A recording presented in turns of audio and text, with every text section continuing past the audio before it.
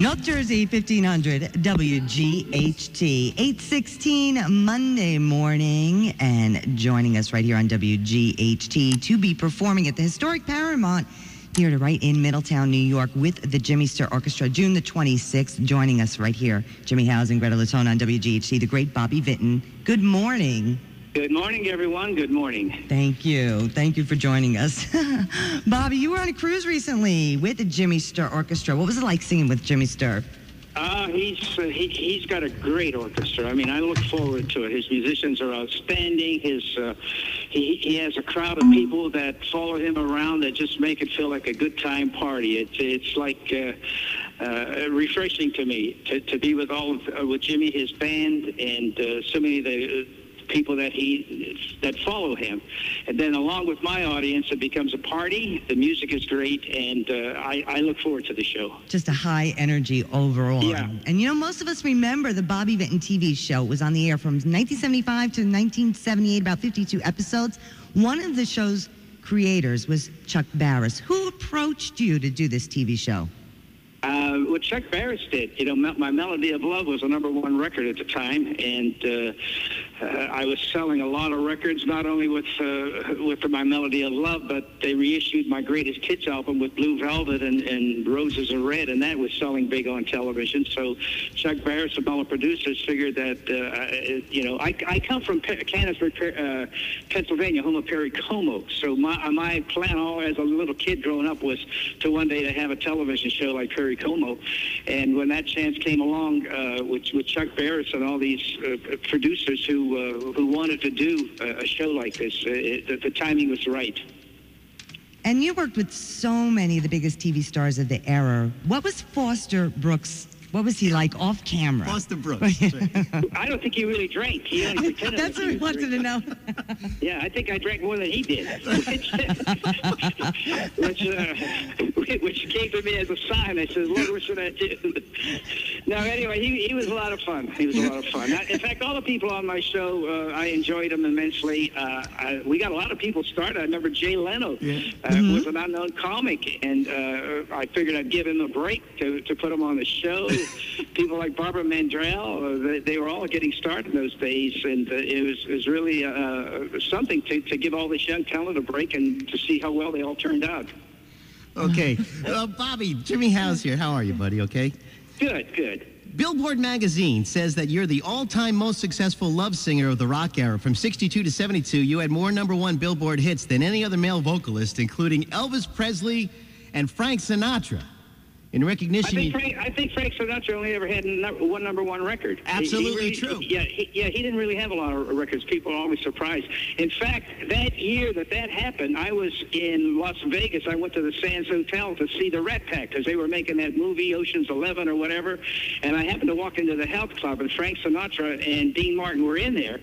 And I didn't see Frank Sinatra. And I saw Dean Martin, and I said, Dean, I said, this is a good year for me because I've had more #1 records than Frank Sinatra. Frank Sinatra got up and looked at me. I got out of there fast. That's great. I got out of there fast. He looked at me like you got to be kidding, kid. Who are you? Hey, check it out. A lot of people don't know this. Who played you in the movie? Wait a minute now. I'll get it right. I want to get it right. Goodfellas. Who played you in that? That's my son. That's right.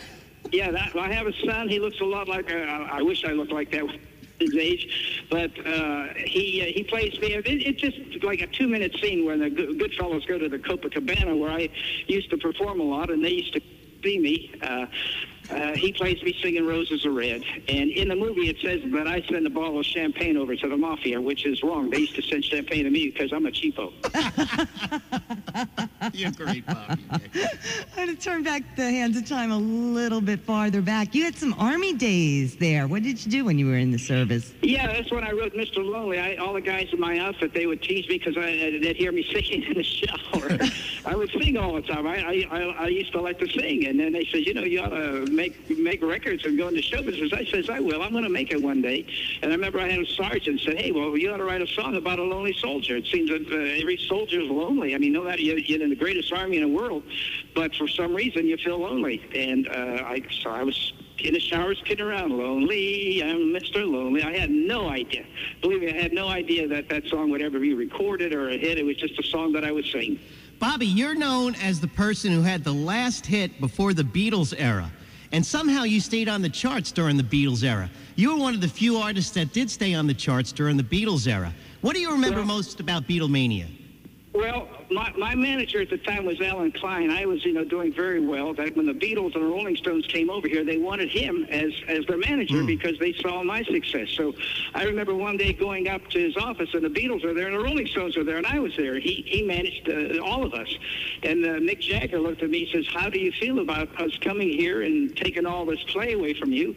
And I said, well, it really doesn't matter that much to me. See, in those days, all radio stations used to play a mixture of music. Today, it's either an oldies, it's country, it's rock, it's this, it's that. But back then, when I sold songs like Blue Velvet, it sold 2 million copies. It was 1 million to the teenagers and 1 million to the adults, because adults were buying songs like Blue Velvet and Mr. Lonely as well as the teenagers. So, but when the Beatles came along, they, of course, took the teenagers, but I was still left with the adults. So instead of selling 2 million records, I'd sell 1 million records. And I told Mick Jagger, I said, in a way, you have eliminated all of my competition, because there are no more American artists on the charts since you guys came in, but I'm still able to sneak around and have a lot of hits. Yeah, great. Did you ever meet Elvis Presley? Yeah, I met him, and I remember he came up, and on his jukebox he says, I have Roses Are Red, and I listen to it all the time. Oh. And he was really a great guy. In fact, when he was opening up in Vegas, I was opening up there as well, and I'll never forget the day I walked into my dressing room, and there was a 6-foot guitar made out of roses. Oh, it wow. was the most unique thing I ever saw, and it says, good luck, Bobby, on your opening from Elvis. And I says, God, what a nice guy to send me roses for my opening. So that just shows you the class that he had. You ever think about writing a book, Bobby? I wrote a book many years ago called The Polish Prince. And, it was, God, it's got to be 30 years ago since I wrote it. Some people have approached me with making a movie of my life because, there was the Bobby Darin story, there was a Johnny Cash story, and a Ray Charles, and they're all kind of downers when you see they all had major problems. And my life is a lot of laughs. Because if you found out what I did to make it in this business and the wheeling and the dealing and the fun that I had, it would be more like Catch Me If You Can type of a movie. But I really don't want a movie of my life. At least I don't want to live around and to see it. It's a funny thing, but I'm not enforcing it. I don't want to do it for whatever reason. Oh, that's great, Bobby. So you call Pennsylvania home yet with your wife and 5 children? No, I'm in Florida. You're in Florida right now. Yeah, Sarasota, Florida. I'm looking at the Gulf of Mexico, and it's hot down here today. Any of your kids in the music business? Yeah, my son, Robbie, is my musical director, and my daughter, Hannah, sings with me on the show. So it's kind of a family-oriented show. Oh, that's nice. Which it's nice because I have time to spend with them, but, the show is really great with them. It adds a lot of youth. My one daughter is a country singer, so she'll sing country. My other son is a contemporary singer, so he adds the contemporary side to the show. So it's kind of total entertainment. I think people are usually really surprised when seeing the show. They don't expect the show that they're going to see. And if any of your listeners, and I really would like for them to call you and say, hey, I saw the show, and this guy is full of beans. The show is okay. I think that whoever sees the show will be totally surprised with the energy and the variety. Your music is timeless, Bobby. I'm telling you, timeless. We play all of it here. And your music can either be what's called can be like an up song that we play out of the top of the hour, or it could be a love song that we play. Your music is absolutely timeless, and I could imagine what it's like live. We're going to see you on the 26th at the Paramount. We're very excited to see you. Historic Paramount Theater, you're going to love it there, too. So many people have walked through those doors, now including Bobby Vinton, in Middletown, New York. 2 p.m. on the 26th. Tickets are still available online if you visit the Paramount, or you can go there in person. Bobby, thank you so much for joining us this morning. All right. We'll see you in a couple of weeks. Okay, Bobby, rock on, man. Keep it going. All right. On WGHT.